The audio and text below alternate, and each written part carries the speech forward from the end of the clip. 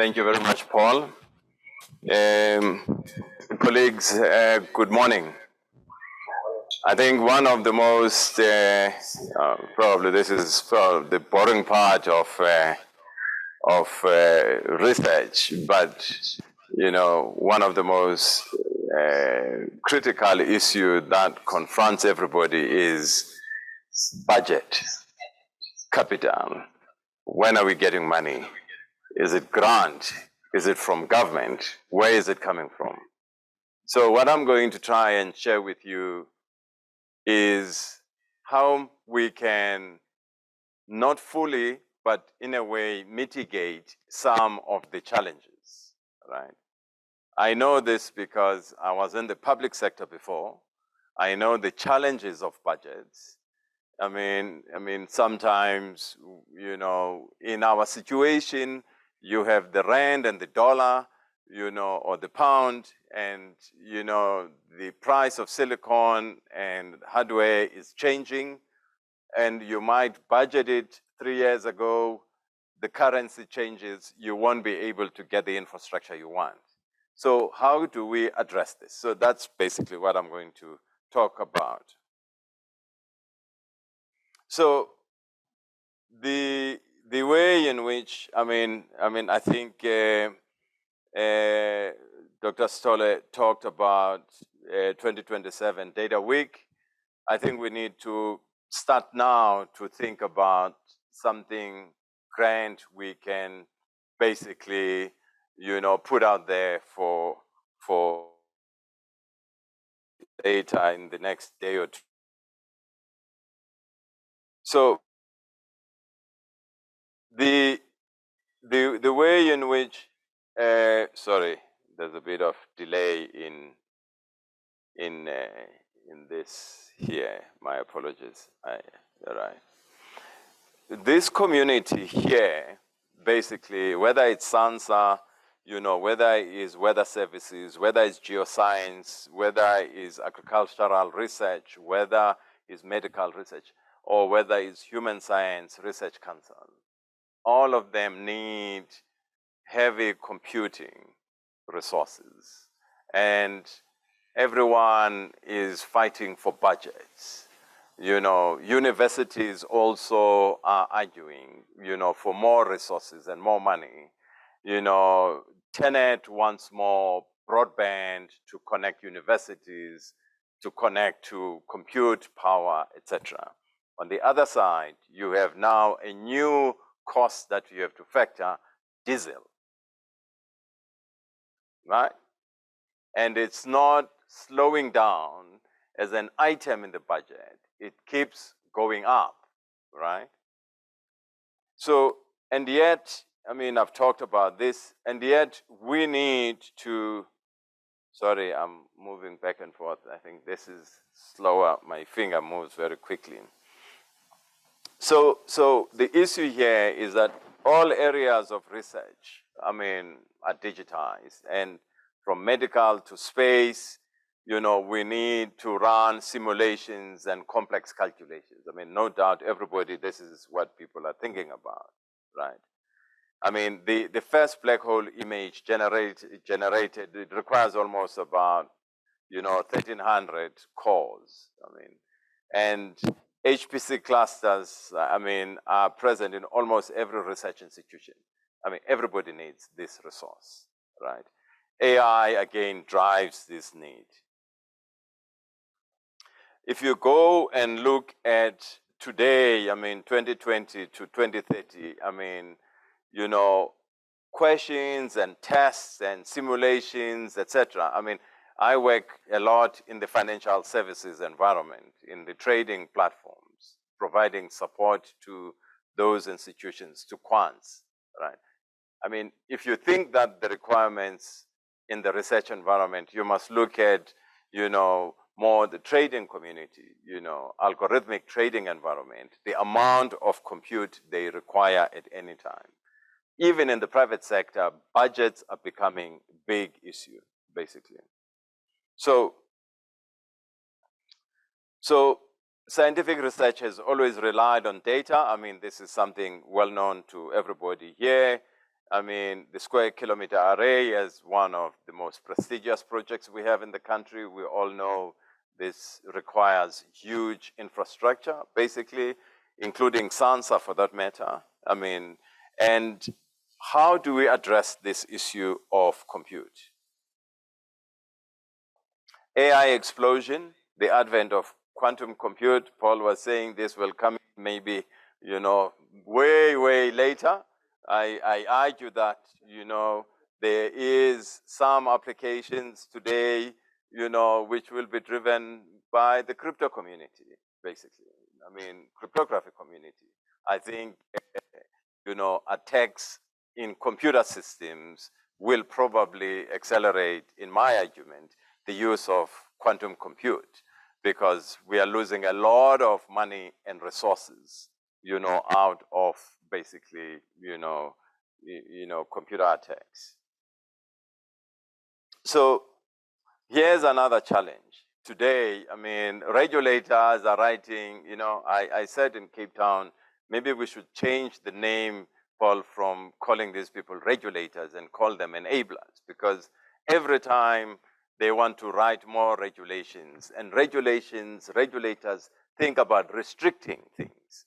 They don't think about opening up. I mean, they see their role as, what is it that to make you not to do this, not to do that, not to do that, which is becoming a hindrance in research and in business, okay? And, this whole issue, I mean, I argue a lot about this whole issue of localization of data that is, while it looks cool, but it's going to become a problem a bit later. So a number of these deployments, they run locally today. I mean, Dr. Sitole has to think about, I need another generator. I mean, I need to dig a hole to put in another 10,000 liters of diesel. I mean, these are now real problems of people running this infrastructure, And welcome to that world, my friend. You are going to be called about noise that you are creating your generators. You are going to be called for, leaking diesel into the ground. I mean, do you really want to do that? Or you want to give that to somebody else, right? So just to talk about challenges a bit, right? I mean, I think, the issue of massive exponential growth and capital deployed in HPC is a big issue. I mean, we all know that, we have social needs in the country, whereby people, if you go to Treasury, they tell you that, people need to solve ESCOM, we need to solve education, basic education issues. I mean, and on the other side, the research community, you have more PhDs coming out, you have more master's students coming out. You will want to attract them into research. You need to give them, platforms. How do you balance these two things, right? So in each version of, compute on the other side is different, and therefore you need to produce new versions of software, you need to produce new versions of code. And at times, the utilization of bare metal, and when it has to be, for instance, taken out of the system, would not have reached even above 70% at times. And we don't tell, of course, the people who control money that some of the infrastructure that we have not been utilized to the full. We keep that to ourselves because, that might have unintended consequences.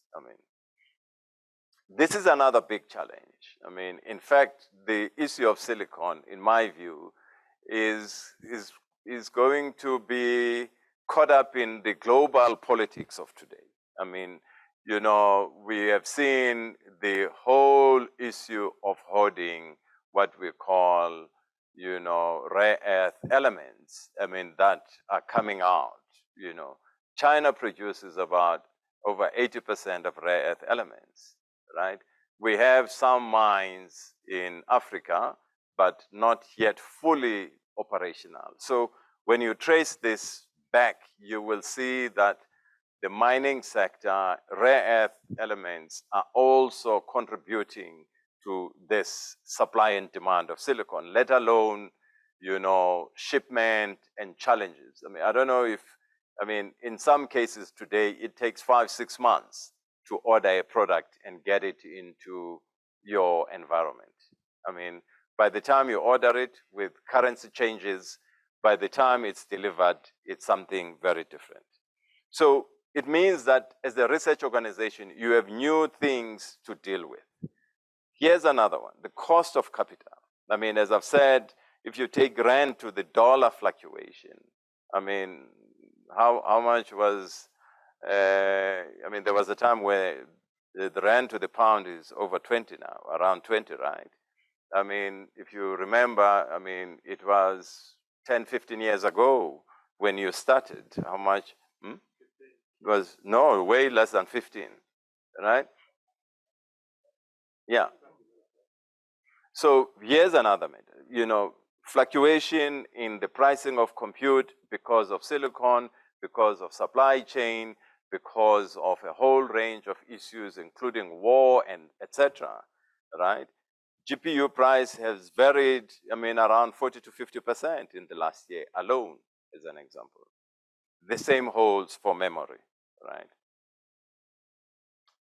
Underutilization of resources, as I've said, you sometimes experience this, because certain universities have no connectivity, and university HPC clusters show that there's an average utilization a year, really in some cases of 30%. And this is an argument I use later to drive centralization. Where decentralize at the university? I use this argument when I have my university hat on to say, let's get rid of all these clusters in the room cupboard and give it to me, and then yada yada. I say that on a national level, I might say get rid of all the central university ones and bring it up to the national one. And then you can make the argument again at another level. Here's a mic. I'm coming to that. Well-used argument. Yeah, I'm coming to that. That's ultimately what I'm trying to present here as an argument. Power challenges, all right? We have these challenges of power. We are facing significant energy shortage. This has caused massive increase in operating costs. I don't want to ask Dr. Stolle how much is his diesel budget for this year. So all these things, there's an issue of sustainability. So we were confronted with energy costs on one side, the price of silicon on the other, and all these things. And yet people still sometimes want to say, I want my own infrastructure, and somebody else, I want my own infrastructure. One research council, they say, no, I want my own. Another one says, I want my own. Can we operate like that? The answer is no. So, and here's another issue that's now becoming a challenge, when now we are experiencing these laws and policies of data sovereignty, people saying, oh, the data cannot leave the country, or this and this data cannot do this, or you cannot use compute power for such research in another country. These are real challenges. So, I argue that, for instance, quantum compute, while it's still very theoretical, but, you do see some of these available. For instance, AWS has Bracket, Google has quantum compute. The TensorFlow group has built this capability and made it available. Same as Microsoft, you can go into their platforms and find these basically. This is all the quantum compute investments across the world, which is why I'm arguing that we need to consider this. Yes, it's still very early, but, we can't sit back and say, we cannot do this. So now this is now the solution, right? I mean, as Paul was just commenting, right? I know it's easier said than done, you know, but, sorry? Yes, sir. It's not difficult, actually. It's politics and it's business model. The doing of it is not difficult. It's just enfranchising the various stakeholder groups into thinking they're going to get what they want. Yeah. But the actual doing of it is a solved problem. So you agree? It's a solved problem, yeah. Perfect. So what I'm trying to then argue is HPC, compute as a service, that it is possible to do this. I mean, today's architecture is moving towards centralized HPC service. I mean, and therefore, you know, the centralized, you know, orchestrator allows for multiple research organizations to submit jobs, which will then be scheduled across multiple clusters, basically. And this makes it easier for everybody, and from a cost point of view, and it's not something, I mean, if you look at traditional purchase of CAPEX versus the consumption model, I mean, it's something that, in my view, we can do. Yes. Someone's going to be making a margin. Someone's going to be making a profit. That's your profit if you run the service. I might argue something different. I might argue for a public sector cloud, or maybe some private-public partnership where the profit does not get bled out to your investors. Of course. That the profit stays within the system. Exactly. Yes, the devil is in this. The technicalities are straightforward. The difficulties are in the business model and who is making the money. The issue is that, I mean, if I may say this, if you convert your CAPEX to be an investment in this case, right, then everybody will be able to see the benefit of that consumption model. It is not something that should be done by, you know, one institution, but instead the people who need resources become part and parcel of the investment, you know, that is going to do this, so that there's transparency in the benefit, and that can be plowed back into the operations of this infrastructure. That's basically what one is arguing, right? I mean, the cost of owning, I mean, I'm trying to... I mean, there are other things. I think about this a lot. I'm heavily involved in this in the UK. So, of course, when you aggregate systems into a small number of places, where do we get those systems people and those skills to run those systems? Those people come from the university clusters I've just shut down. No, of course. So, you know, some kind of hybrid on-prem, off-prem, public sector cloud is the answer. Yeah. Where we have an ecosystem that's planned. Yeah. That's why I have the hybrid here. Yeah. Exactly. So, in fact, you're more faster than me, but which is perfect. He hasn't seen the slides, by the way, Paul. You can see. I'm well known for my patience. No. He hasn't seen the slides. He talked about centralized before he saw the slides. He talked about hybrid. I just moved forward, basically. So what I was saying was that, just to illustrate, maintenance costs and all those issues, basically, are very critical, right? Now, I've shown the CAPEX side and the OPEX model as to which one is better, basically. And I mean, if you talk about in the private sector, people have gone through this, but of course not in the HPC environment, in the normal server room whereby people were running these, and ultimately they realized that, look, it's not going to work. So what I'm saying as I finish, right? In a carrier neutral environment, I mean, this is possible. And what I'm saying, the best way to run HPC cloud is to deploy a centralized infrastructure. Of course, you have redundancy, you have all those good things. I mean, you know, you don't risk everything here. You know, using open source orchestration engine, I mean, such as OpenStack and open source platform, I mean, and basically. And then the biggest advantage would be data costs. I mean, would be zero, and there would be, you know, no charge on ingress or ingress, basically traffic, as sometimes is happening in the public cloud environment. You know, overall total cost of ownership would be much better, basically, I mean, in this model. And I mean, I showed how, for instance, some of the, you know, quantum compute and HPC architecture would look like. So what I'm saying is that, I mean, there's a migration path. I mean, this is not something that you just do once. You need to have a discovery phase.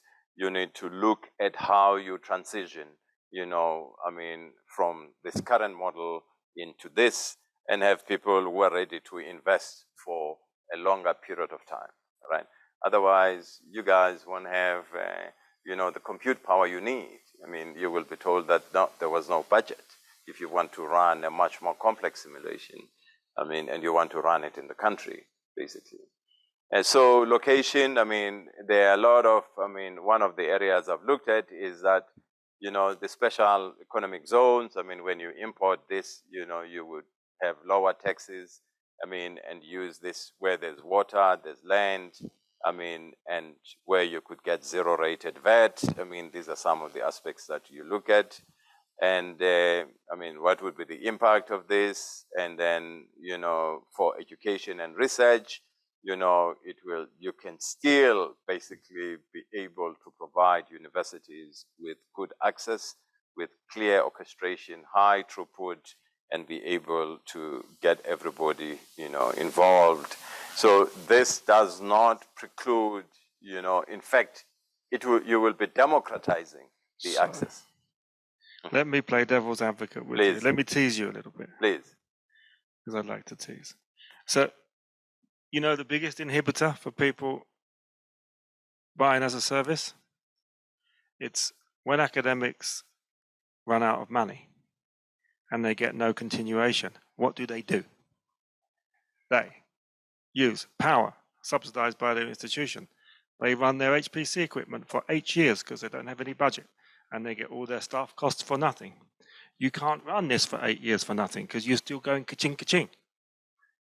Yeah, that is one of the biggest inhibitors of non-planned, inconsistent renewal of funds. Means if I buy that kit, and this is what academics feel, it's in their soul. If I buy that thing, it's mine, and I will run it forever. Like they're still driving around in their 20-year-old BMW. Right? They're going to be running their 10-year-old supercomputer because it's theirs, they own it. I'm not having to put that coin in the meter. Let me throw the question back at you, right? I mean, with the amount of research that the same academic would like to do, if he hasn't got any money.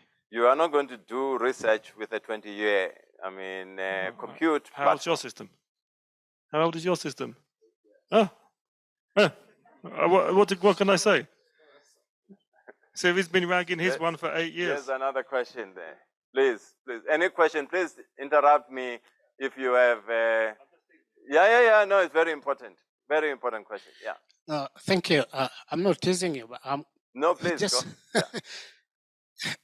Considering the realities on the African continent, and forget about South Africa. I don't want to go into the diesel issues we've been teasing happy about. The centralized model typically means the collocation use of data centers are definitely going to be outside Africa, considering the high temperatures on the continent and the need for cooling and powering. And if you look at other countries on the continent where there are blackouts every now and then, and you need a lot of power to cool those servers, those rooms. So that means these services will always be outside the continent. Let me help you with that. You need to develop the on-continent indigenous capability. Yes. That's a continental imperative, I would say. The sovereign data issue is a really important one. That's driving a lot of thinking. You want the data here in Africa, and African data in Africa, and African data centers. I think that's important. The cooling thing is actually a red herring, because there are technologies in free air cooling. I work closely with Dell, and I've seen modular data centers in Austin in the summer, where it's 40 degrees, 50 degrees Celsius, and the cooling is still down at 1.07, so 7%, not even 7% of the energy goes into the cooling. So cooling is not the problem. Don't think about that. The power is an interesting one. But you guys have lots of sunshine here. Where's the renewables? And wind. Yeah. So again, I was in Austin, Texas a couple of weeks ago. There's a very large landowner there. It's very windy in Texas. They're investing in huge wind power, wind and solar driven data centers up at the hundreds of megawatts. Potential. You have the natural resources to build those data centers here. Your name is? Kasim. Kasim, in the early 90s, people would say, I remember making a presentation in New York, and someone said to me, I was talking about mobile phones, and they were saying there are more telephones in Manhattan than Africa. Why would anyone come and invest in building mobile phones in Africa? We have 1 billion mobile phones today in Africa. So what I'm saying is that with 55 countries, so many universities, so many researchers, our researchers who leave and go to Texas, right, who could do research in Africa if we build this infrastructure, basically. We have built data centers. We have the largest data center in West Africa today in Nigeria, right? And we're building data centers in different parts of the continent. Africa will have data centers. For business, for research, Africa will have virtual machines, HPC, for both business and research. I don't think it's an impossibility. No, sorry. I never made this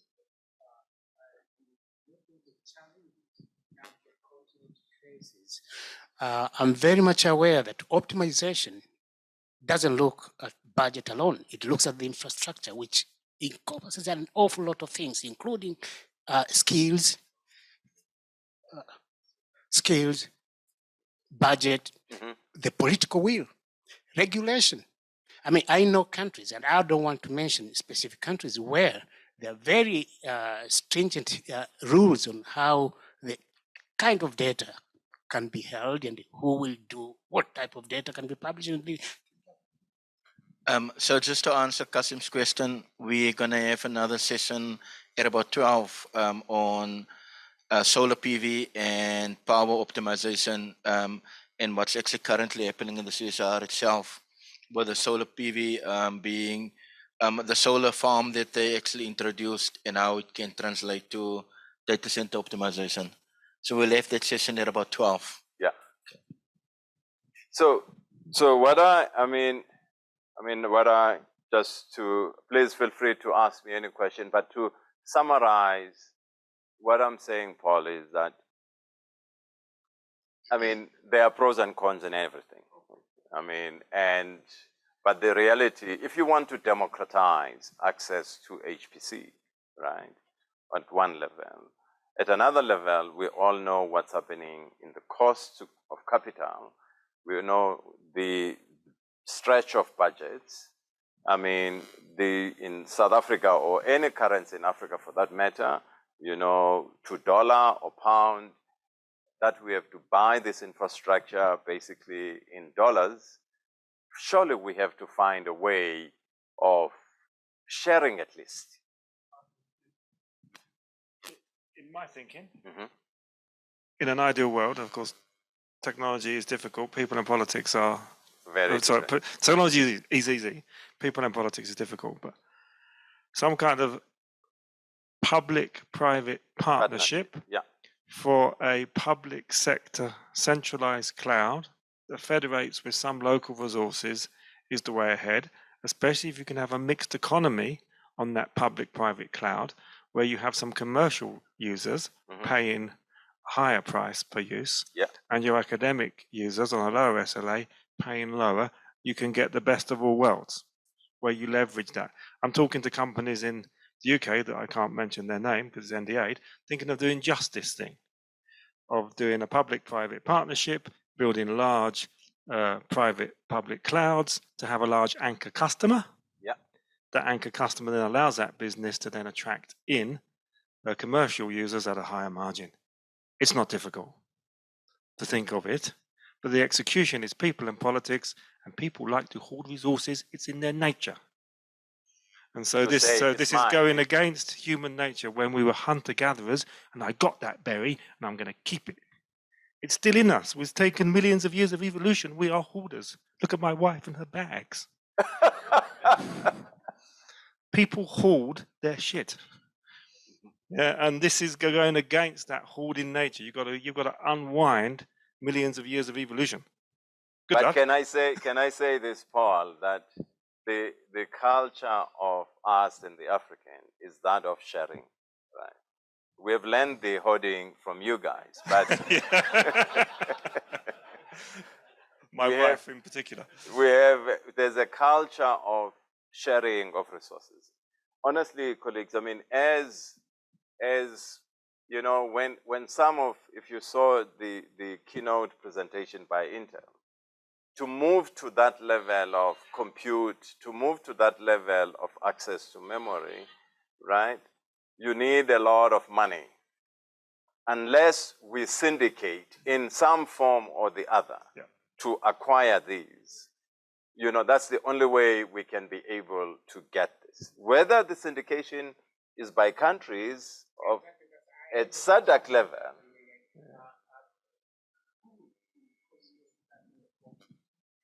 Is there any initiative within the African Union that will actually develop? Africa is not a country, and it's quite very fragmented when it comes to technology, to research and development. And I know individual countries doing, you know, South Africa is doing very well, and Rwanda at the moment, but do we actually have these systems across the continent talking to each other? The biggest system on the continent at the moment, actually, is a system that I built in Morocco. Yeah, so the Moroccans have the fastest supercomputer on the continent, which I built with these hands. And I'm trying to get those guys to think about federation. Yeah, you'll be next, man. You got your go. Give the Moroccans a chance, man. You know, they're good guys.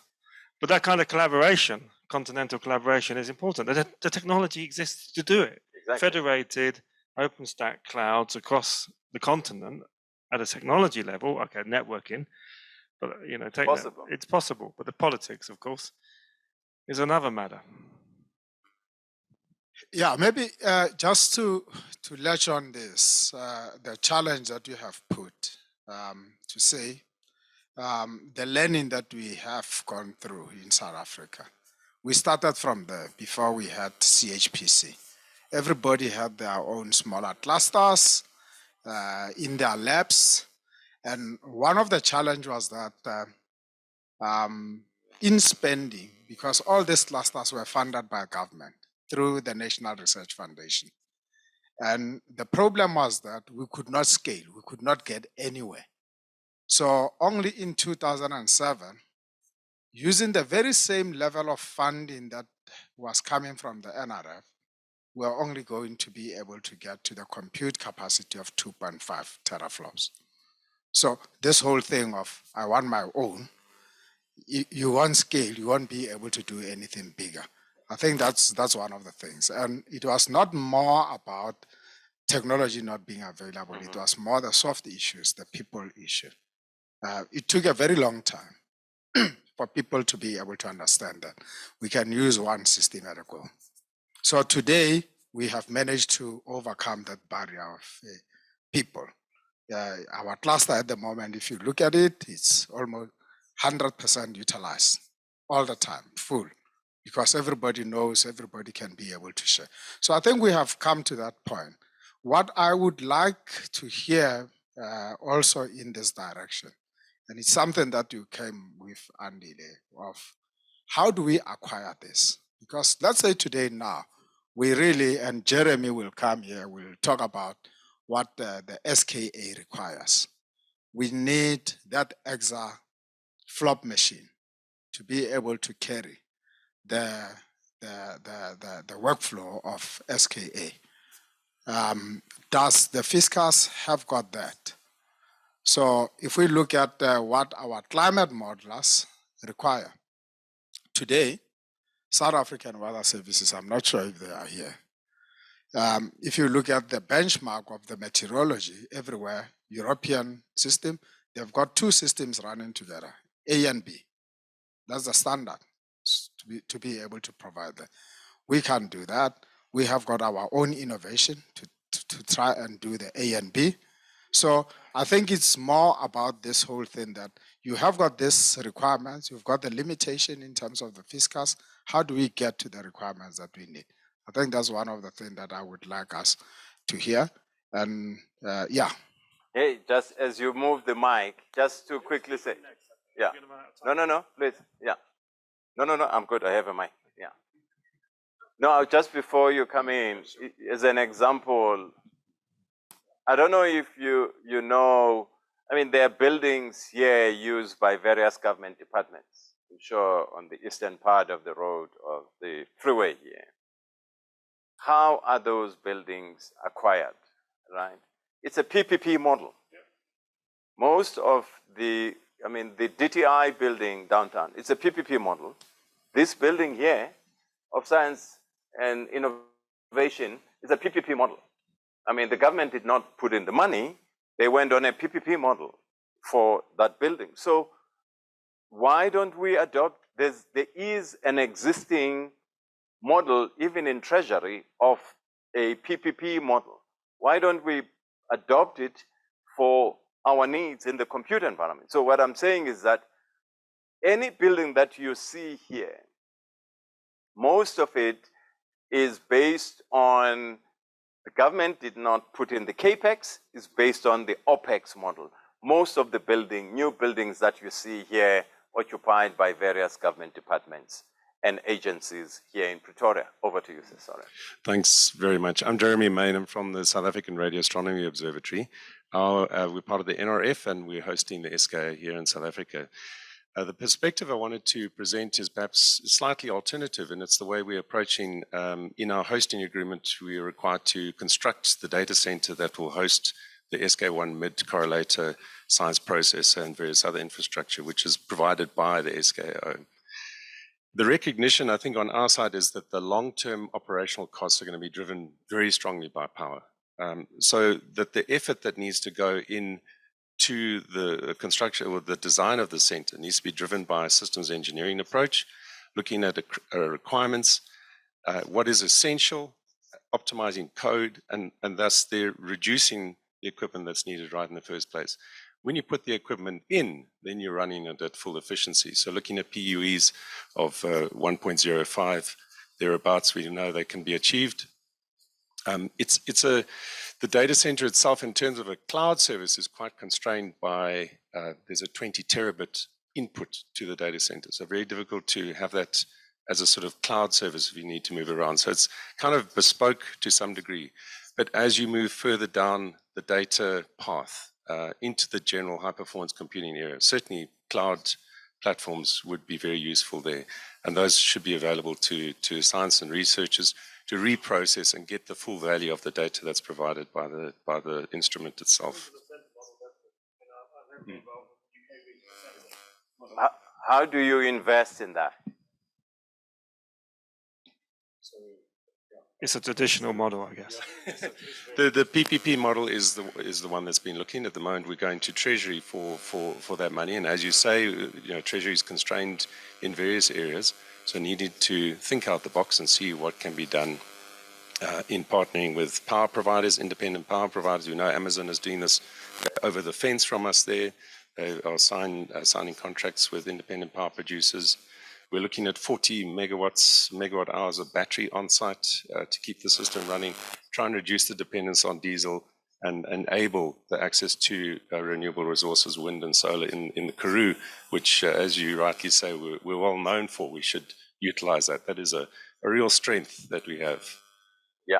We'll have a chart. There's another hand. We'll have a chart, Jeremy, because I mean that's exactly what we do. I mean, we understand, you know, optimization of power. I mean, at a rack level, all those PUE that you have talked about. I mean, we've been in that journey. We run mission critical systems for big institutions in some of our data centers.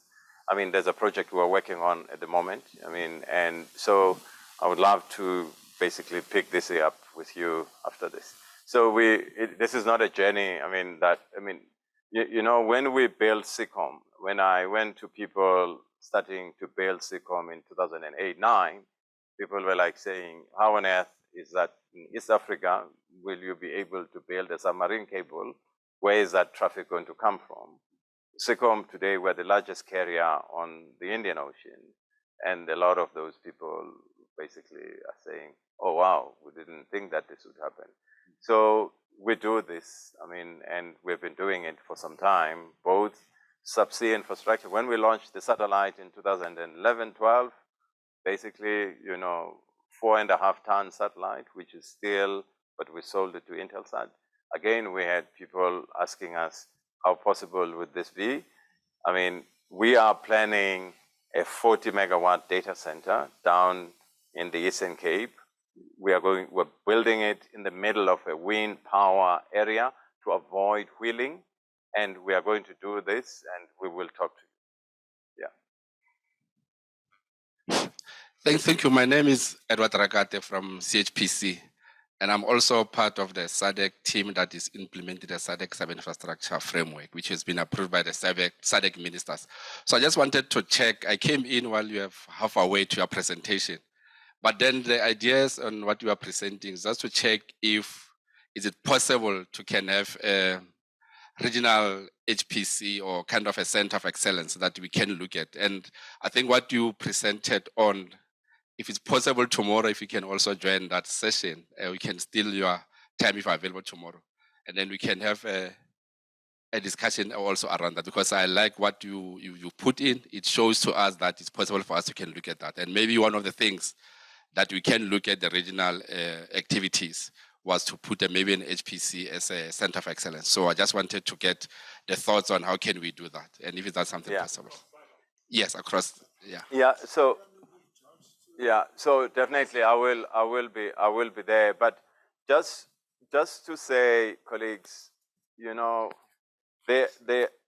when we think about this, there are deep technology skills. I mean, you are researchers. You know the piece of work and research you want to pursue, right? There's infrastructure that needs to be built. The people who have got skills in building this infrastructure. There's power. Optimization, how you create a mix of solar and wind and grid, and making sure that all the environmental issues are taken care of. These are factors today you have to think about. There's one of the most scarce aspects, which is capital optimization, the money, right? It's a skill in its own. I mean, this is where we come from, right? How to create a financial model that will create a sustainable infrastructure over time, right? Because when you purely look at these things from a CAPEX point of view, and say you go and ask Treasury to give you CAPEX for X, right? Fine, you might not get this much, you get this, but remember that thing needs to be maintained, it must be sustained, and 4 or 5 years later, you need a new piece of technology to invest, basically. So when you think CAPEX, right, you need to also understand the OPEX of running these things. Yes? This is great. I agree with you 100%, but again, government don't like to be on the hook for future years' commitments to large spend. They like to be able to shed that for some other politically more expedient things that will get them more votes. Let's be brutally honest. This is why we don't have long-term sustained thinking like this in government. It- I would say even in the UK, but I think we're the worst example of this at the moment. Okay. This is a really big discussion. Before you go on, I wanted Dr. George to comment about the Center of Excellence and Regional HPC. Yes. The thinking inside.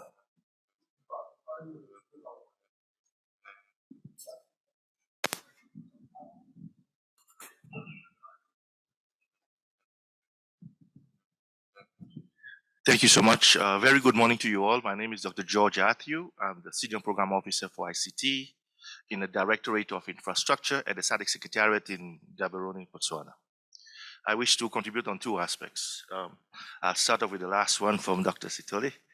This issue of having a regional center for excellence has been on our tables for the past, since 2012. Recently, a study was undertaken, and we felt, in view that we have different flavors of satellite center for excellences dealing with for training for operators, regulators, and policymakers, we agreed in principle that we would like to have a hub and spoke framework where an entity will manage and connect all the different satellite center for excellence, and the one for HPC would probably be another layer that we could also use.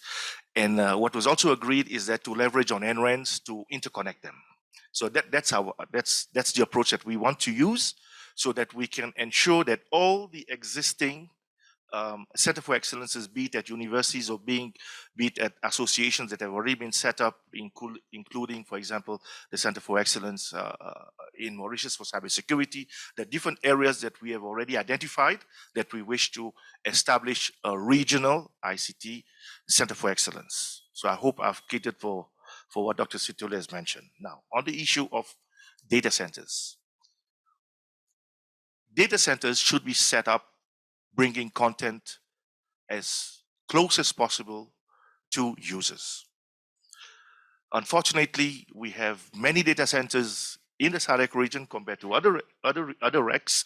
However, they're not placed close to people. We have a humongous task of connecting over 200 million people in SADC by the year 2030 to ensure that everybody above 15 years old are connected. In order to do that, we also need to host content and bring content close to them. In August, while we were discussing and developing the SADC digital transformation strategy, we had the opportunity to get the principal secretaries of most member states to visit Terraco data center here in Joburg. It was an eye-opener, where the data center itself also is using solar power grids far away from the center, but providing power and making sure that it's green. What we envisage right now is to undertake a detailed study on what is required for the region, let's say even beyond 2030, and to identify what type of data centers we require, what tier levels we require, how we're going to operate them, where they're going to be built, how are they going to be operated, and how are they going to be financed. AFDB is willing to help, and we are about at the stage of developing the terms of reference, which we will share with member states, so that we agree in principle what the work entails. Recently, we had a workshop where we started bringing this aspect, to sensitize member states, even looking at how it was there, where they presented containerized data centers. We're thinking also to try and deploy mini data centers at post offices, which would reach the masses.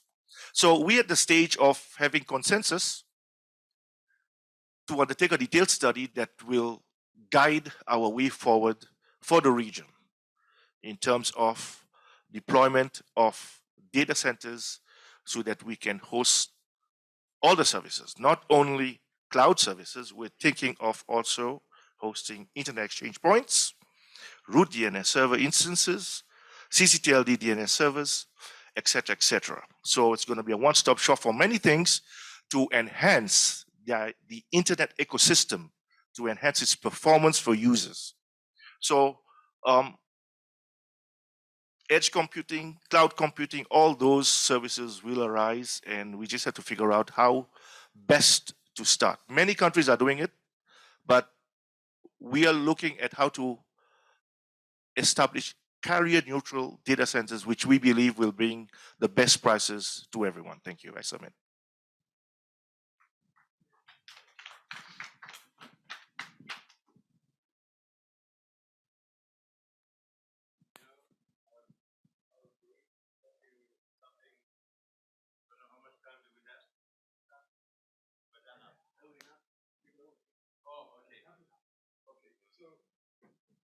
Coming to the written and very important point. I mean, the only way, colleagues, we can actually create a much more capital efficiency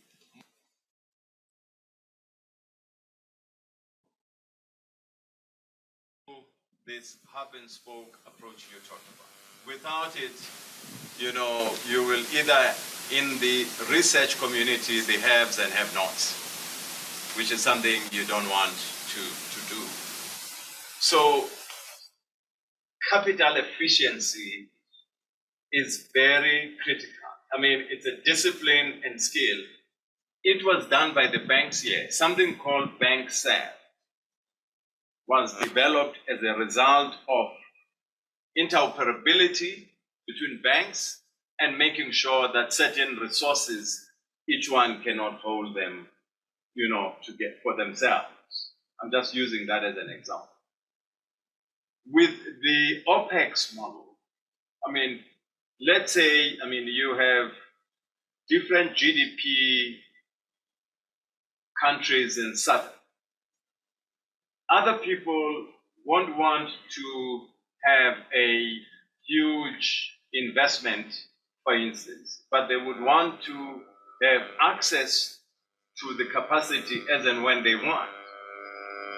But you can't, therefore, for instance, it shouldn't be zeros and ones whereby, you know, other people have nothing, you know, others have, you know, too much. So go ahead, Paul. Go ahead.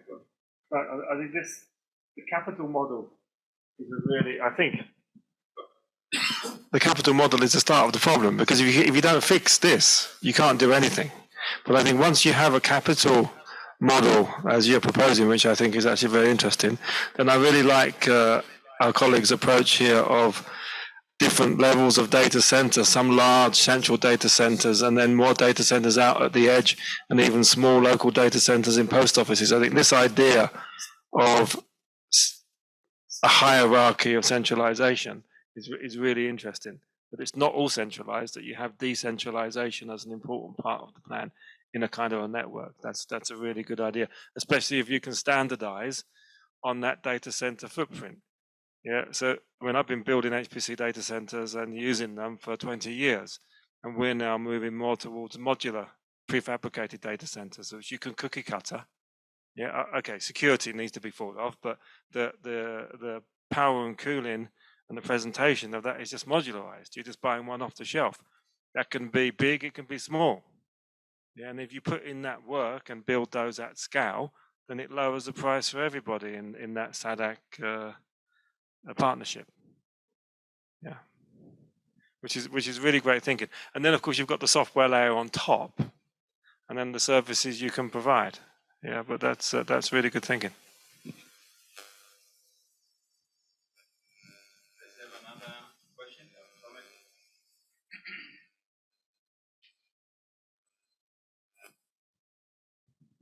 And then of course you've got the skills and the best practice and centers of excellence to develop skills and share them across, across the region. So you can develop software layers once, you can develop training programs once, and then you can deploy them multiple times across the region. Right? So there's lots of economies of scale of acting together.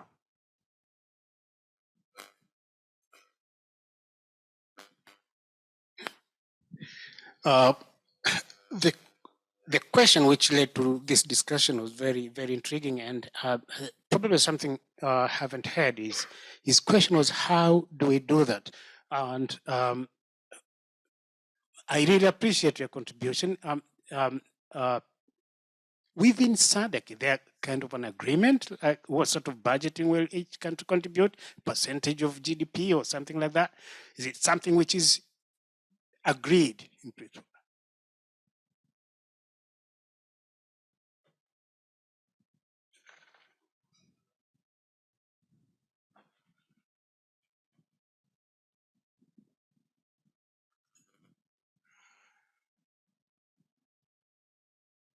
Thank you for the question.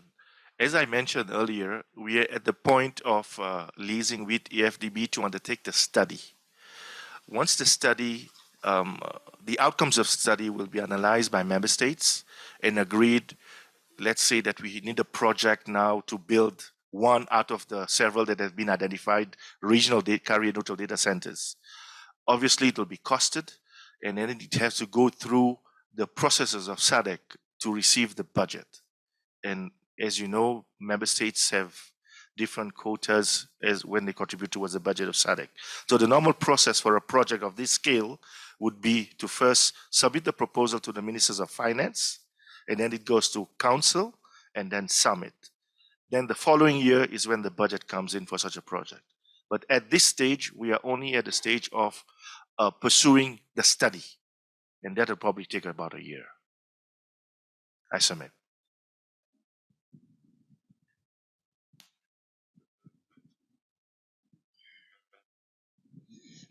I think my comment, listening to the conversation, is that I think we somehow are forgetting what has foregrounded this conversation around democratization of cyber infrastructure. I think many things have changed over the last 10 years. I mean, I've been in higher education for 10 years, and I can tell you some of the shifts that we've seen in that sector and how it impacted upon delivery of teaching and learning. And I think if you're looking at the data center conversation, the data center conversation is not a trigger. The data center conversation is a consequence. And what has triggered the shifts that we see happening is really around digitization and how we are consuming services. So in the traditional model of high performance computing, which was in a data center, the consumption of those services, whether I am consuming high performance computer storage, whether you are sitting on your cell phone and accessing your email, the accessing your email as a service is the new service. It is how we are going to consume services going forward. It's the shift that we're all a part of. And I think my observation around the research space is that we're trying to get the research community to say, hold on, you already are consuming innovation by trying to create innovation, but the enablement of your innovation is also shifted. And cloud, for me, is one of the levers that we have as a community, not just to kind of shift us to where the industry is going, but also to enable the citizens that in many areas are kind of lagging behind. And so the cloud question is actually no longer of just should we, it's actually a fact, when are we going to do it? Because if we don't do it, we leave behind our people, because without the cloud enablement, we won't be able to grow digital transformation in the way it should be, because the containerization, it gives you that ability, digital products give you that ability, so it comes with so much more benefits. But the data center, I think, for me, is not the trigger, it's a consequence. And kind of how do we look at the challenges and say, we're not insurmountable. And my last comment, I remember in education, we spoke about digital transformation in education. And there's always a professor that says, but there's a learner under the tree that don't have an iPad or a tablet. And my comment always was, we cannot design a future vision using the least common denominator as input, because then you will never move forward. What you want to do, you want to design a vision that accommodates the least common denominator. So the person that is sitting under the tree now today, who don't have a laptop or a cell phone learning, that's fine, because the vision will essentially include him and he'll catch up. But if your vision is not big, you can't You can't include the guy that's sitting under the tree. This is the problem that we have, isn't it? Is that you need the grand vision, you need a big vision so that we can start to kind of collect everybody from behind. Otherwise, we're not going to get there. So that's my comment. So in Africa, the Africa story for me is let's not have small visions that kind of is curtailed by power restrictions, by politics, by governance. We will never ever get where we want to be if that's going to be the starting point. The starting point is what's the big vision? The big vision is what we want to accomplish. That's my point. You touched on something very close to my heart. So this idea of deploying HPC infrastructures using modern cloud provisioning technologies, I think is completely right. We should be training our HPC engineers to be DevOps engineers, building software-defined platforms. I would say that the student cluster competition of today is teaching people how to do things in a backward, old-fashioned way. We don't build wires and systems anymore like that. We should be moving to this DevOps, cloud-enabled way, where we have software-defined platforms on top of a managed infrastructure, wherever that infrastructure may be, and using Kubernetes and these types of workflows is what people are doing now. Yeah, our job at the moment is we are transitioning, and we still have old-fashioned, I call it old-fashioned, traditional bare metal HPC clusters, and people thinking of submitting jobs through Slurm batch schedulers. That world still exists, but most of my new users, especially in data science, are coming up wanting, Jupyter Notebook on Kubernetes workflows on an agile platform that they've just designed themselves. Yeah, yeah. This is the way the world is going. A lot of the work I'm doing with, it's actually observational astronomy has been pushing this, not just the SKA, but all these satellite projects that we work with in Cambridge. Those guys are doing very reasonably agile, platforms that they deploy themselves. The trick at the moment is how do you get those worlds coexisting while we're in this transition phase.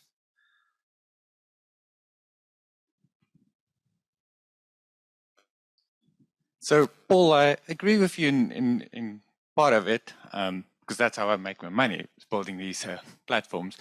But we get to a point also where we struggle to find competent engineers that can do the cabling, that can build the clouds, that can build the HPC systems.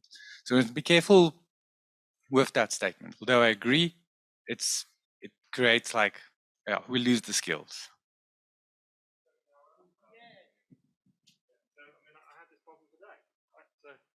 I run a team of 50 people, all engineers. I live in Cambridge. I pay them crap. They can treble their salary, not even have to leave their bedroom. It's really annoying.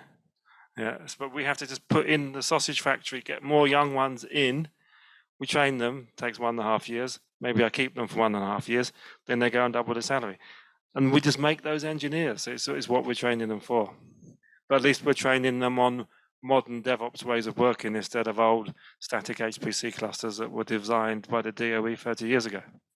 Yeah, so it's a moving world. But yeah, being able to pay for cloud engineers on academic salaries is an issue. They earn more than me and you combined, Happy. They earn double more than me and you combined. This is a problem when you're an engineer, when some 25-year-old engineer can earn treble his 60-year-old director. That's a problem. I should go and learn DevOps and keep my wife happy.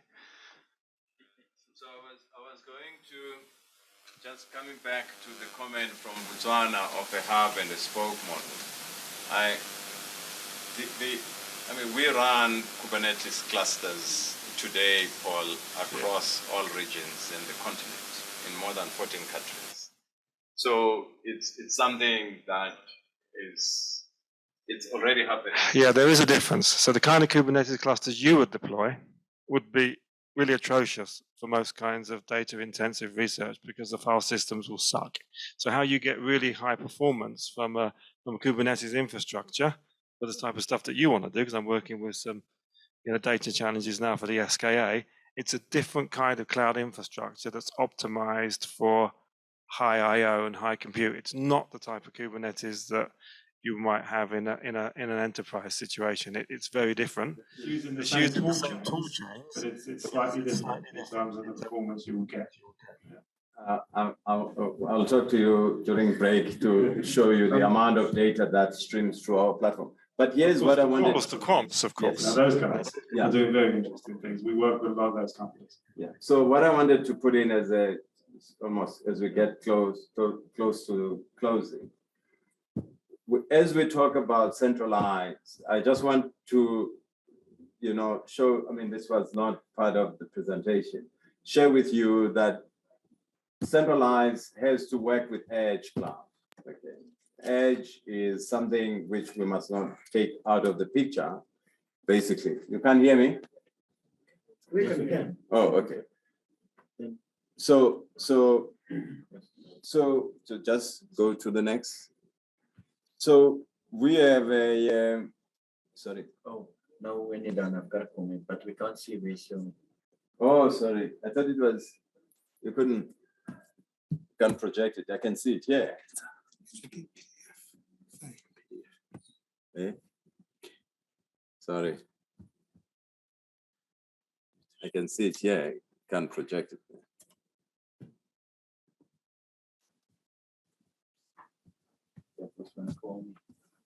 Okay. Let's go back to the early slide, first one. Connor, give me the mic, please. Is it? I'm not audible. No. Okay, sorry. Let me use maybe the batteries. Thank you. So I was saying, colleagues, that as we build centralized data center platforms, there are workloads that will need edge compute or that hub and spoke models that in some cases you might basically, develop some of the edge cloud platforms. This is per rack year in some of these, we can drive over 60, kilowatt hour in a rack, basically, because of the nature and the design of this platform. So, this is mainly, basically, we designed this for different parts of the African continent, okay, to try and say, how can we deploy edge compute quickly, fast, basically. We use this model,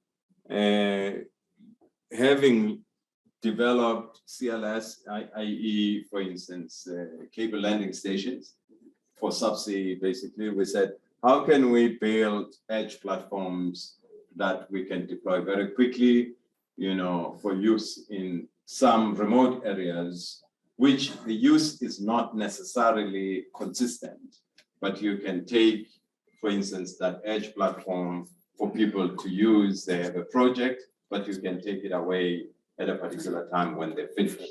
So this is what we came up with. As an example, we are not saying this is the only edge solution, but the edge design here and edge orchestration is built by us. And this is manufactured where? In Africa? Here, yeah. Super. Yeah. Wonderful. Yeah, Yeah. that's really important. Yeah. Okay. This is a 40-foot container, which we have designed to basically put in racks, cooling, power, and you can drive it into Northern Cape if you have some highly localized work and compute that you need there without maybe needing huge bandwidth to go into fair location where compute is, you bring it closer, you do whatever workloads and work that you want to do for a month or so, and then it moves to a different location. So the skills for design and the manufacturing of this are in South Africa. Here, this is designed by me, and it's here. Because I'm designing a new 7-megawatt data center in Cambridge now for a big system next year. And we decided to go modular for many reasons, but we're buying that in from Dell because in the UK, we don't, those resources to build and design those are not there. So you can cluster this. So you can, so let me just. So this is a really good model. So you can basically cluster 4 or 5 of these if you want. Depending what the applications that you will be running, basically, and it moves. For HPC workloads, you're probably going to want to start looking at water cooling. But anyway, so it's a detail. You can once you have this way of thinking, this it's just detail. Yeah. Is it solar power? Yes. Yes. So you You have mentioned, a solar. We have a generator. you mentioned earlier that when you went out for investment for the mobile phone for international investments, they were very skeptical about it. One of the key success factors for mobile is exactly what you're actually now displaying on the presentation. For the mobile phone itself, what the mobile companies did was to have it backward and forward compatible, which means it takes about 10 years for the old phone to go out of the equation. So now, as a result, your the whole the coverage in the area itself, whether it is a phone that you pass on to a cousin in Eastern Cape, to Northern Cape, it stays in the system for about 10 years. So something similar will prolong the HPC environment, depending on how you cluster it also, and also because of the network being backward and forward compatible. Yeah. Exactly. So we have to consider different environments. I mean, for what we build. I mean, yes, you need centralized compute, you need centralized cloud, you need centralized HPC, you need all those things, but there will be tactical, workloads and work that you need. These type of things will be necessary, in particular. I mean, without disclosing names of some of the mining companies that require some of this, for instance, for their own work that they are doing in the mines, and that, an Australian mining company operating deep in the African continent, they've got engineers that need to do a lot of work locally. There's no huge capacity for them to get back into their cloud platforms. I mean, they're in the middle of the bush. There's no connectivity. Satellite is very thin for them to access basically connectivity. And this is, how this came about. They said, this is what they want. How can we do it? Initially, we looked and said, there are two options. Either you build bandwidth into that, or you take half of a satellite, which was going to cost a lot of money. Or we looked at microwave solutions, which were not going to work. It's a rainforest environment. We said, fine, we'll pull for you an edge data center and bring it to you. The guy said, how possible is that? How long is it going to take? So give us 4 months, bingo. Take a container, 1, 2, and then the main driver for me going modular in Cambridge was just from project initiation, with me saying, I have 20 million pounds, I want a data center. All the internal audit planning processes, it takes me 2 years before I say, I want to build a data center and I get permission to start building. 2 years. With a system like this, it's just a purchase order. I give you the purchase order, you can do one of those in 5 months. I can build it for you in Cambridge. Exactly. Let's talk. They'll say they can do it in 10 months. If you can beat them, you've got some business. So there's project initiation is much quicker with this than a static build. Thanks for that. I mean, since I'm not sure if this is on two. The topic we're dealing with here is optimization. and I think another interesting area we need to look at is optimization of localization. Yeah. So this solution here is delivering something that's required in Africa and built by Africans. I want to highlight something that Soraya has been working on, and this is the commercialization of intellectual property that's developed during the construction of the meerkat. And you'll see there's a company here today who is sponsoring a student cluster competition. That is the result of a commercialization activity with Soraya. And their objective is really to maximize or optimize the localization of the technology used in cloud storage systems. And I think that's the way to go as well. That has a double impact. Yeah. We have to innovate. Yeah. We had some visitors from, I think, we had some visitors from Cote d'Ivoire some time ago. that spent some time in the HPC center, I think it's Kotavan, and they actually built a containerized HPC system, although not a big one, still a smaller one, so now they can add. So it becomes quite popular now. It can be moved, it can be quickly erected. So it is exactly what Paul said. I can get the designs I'm working on with Dell give me a megawatt per container. Yeah. And they're just modules. Yeah. A megawatt container. You can get a lot of compute from that. Dr. Story, we've got the megawatt per container. We can beat you here. Yeah.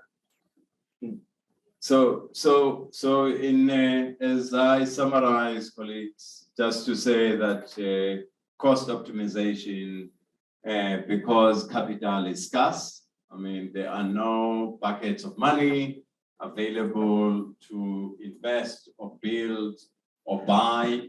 We have to rethink if we want to have, you know, much more dynamic computing and where we can be able to scale up and down. That's another, you know, because some of the resources that you need, I mean, coming back to buying, sometimes you need this much, sometimes you need this much.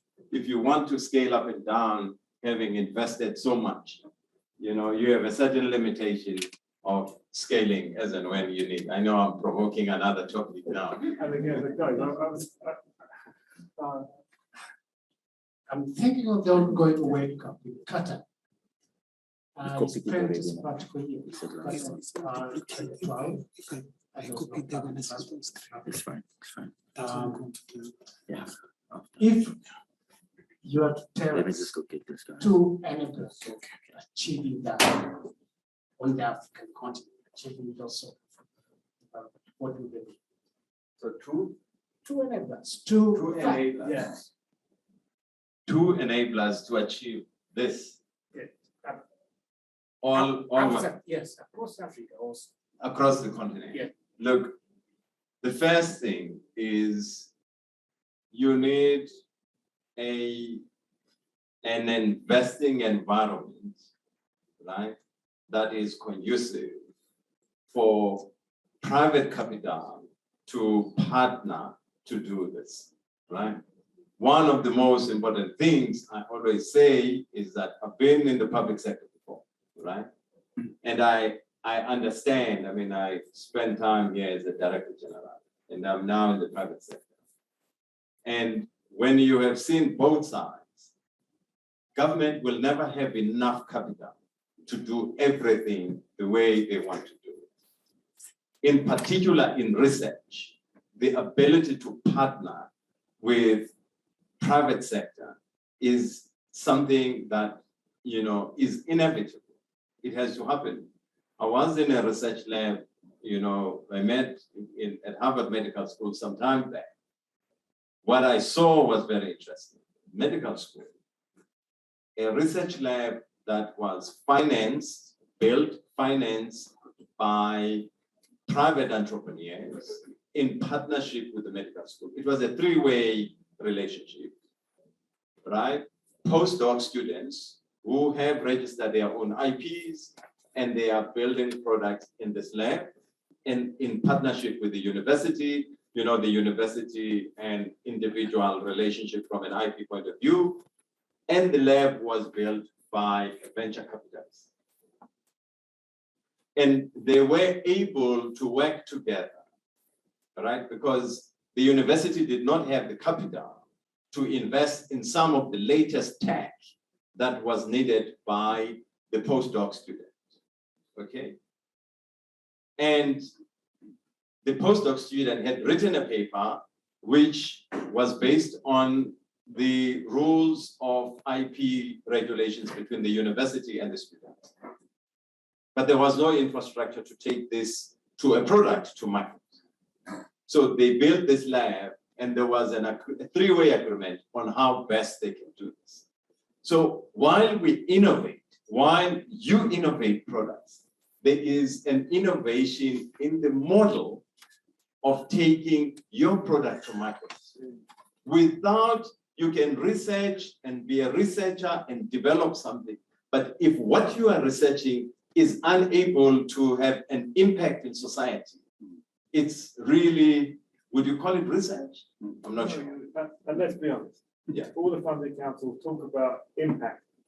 It's a very scant fig leaf. Let's be honest. It is in the UK. I don't know how, maybe I'm doing you guys a disservice. In the UK, we are really bad at that last thing that you just said. Yeah. The Americans are actually much better at that than Yeah. we are. I'm not sure about your country, I don't observe. But in the UK, that last step is really difficult. But, and I think what is interesting, if there's a partnership with private has sector to at the be. beginning, then you've already laid the groundwork for that last stage. Yeah. And the fact that I call it the last stage is very telling. We have a, I can talk to you more about it during break. We have a structure whereby we look at PhD and postdoc students who have IP that is investable. Okay? That is investable. If we believe that your IP is investable, we can work with you.